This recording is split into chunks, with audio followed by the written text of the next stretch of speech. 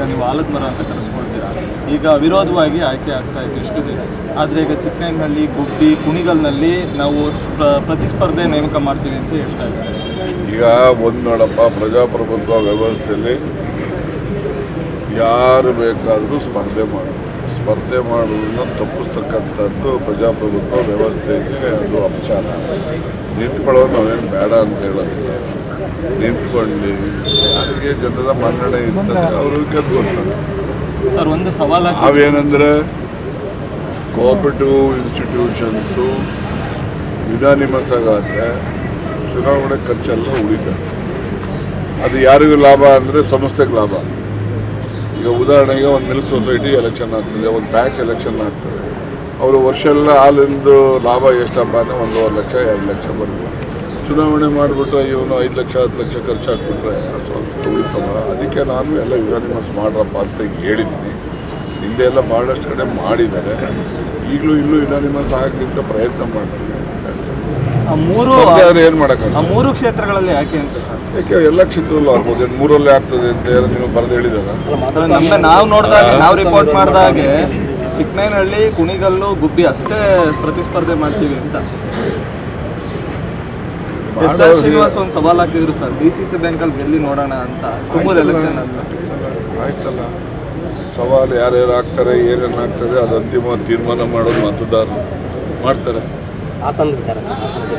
ಏನು ಹಾಸನ ಜಿಲ್ಲಾ ಉಸ್ತುವಾರಿ ಏನಿದೆ ಅದು ನಾನೇ ಹಿಂದೆ ಬರ್ಕೊಟ್ಟಿದ್ದೆ ಅಂತ ಹೇಳಿದ್ನಲ್ಲ. ನಾನು ಹಿಂದೆ ಬರ್ಕೊಟ್ಟಿದ್ದೆ. ಈಗ ಫ್ಲಾಗ್ ಹಾಸ್ಟಿಂಗ್ ಇತ್ತಲ್ಲ, ಅದಕ್ಕೋಸ್ಕರ ತೀರ್ಮಾನ ತಗೋಬೇಕಾಗಿತ್ತು. ಮುಖ್ಯಮಂತ್ರಿಗಳು ಒಳ್ಳೆ ತೀರ್ಮಾನ ತೆಗೆದುಕೊಂಡಿದ್ದಾರೆ. ಅವ್ರಿಗೆ ಅಭಿನಂದನೆ ಸಲ್ಲಿಸಿದ್ದೀನಿ. ಯಾರು? ನಾನು ಯಾವುದಕ್ಕೂ ಕೇಳಲ್ಲ. ಈ ಸದ್ಯದಲ್ಲಿ ಯಾವುದೂ ಬೇಕಾಗಿಲ್ಲ.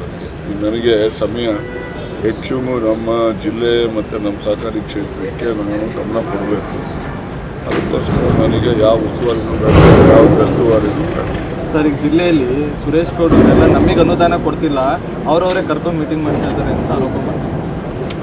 ಆಯ್ತಪ್ಪ, ಈಗ ಒಂದು ಕೆಲಸ ಮಾಡ್ತೀಯಾ, ಜಿಲ್ಲೆಯಲ್ಲಿ 10 ತಾಲೂಕಿದ್ದಾರೆ. ಪ್ರತಿಯೊಂದು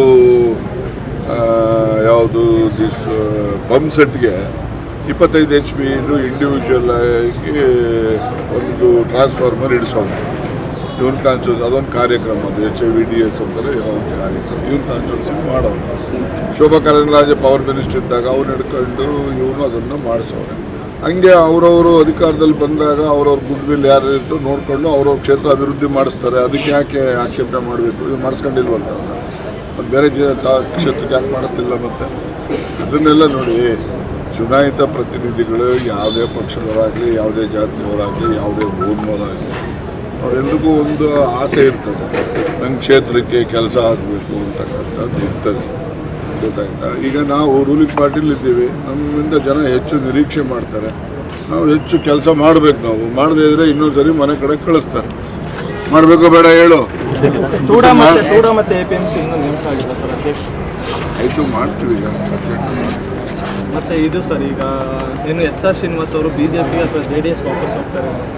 ಅವ್ರು ಕೇಳಿದ್ರೆ ನಾನೇನೇ ಹೇಳಲ್ಲ. ನೀನು ಅವ್ರನ್ನ ಕೇಳು. ನೀನು ಅಲ್ಲಿ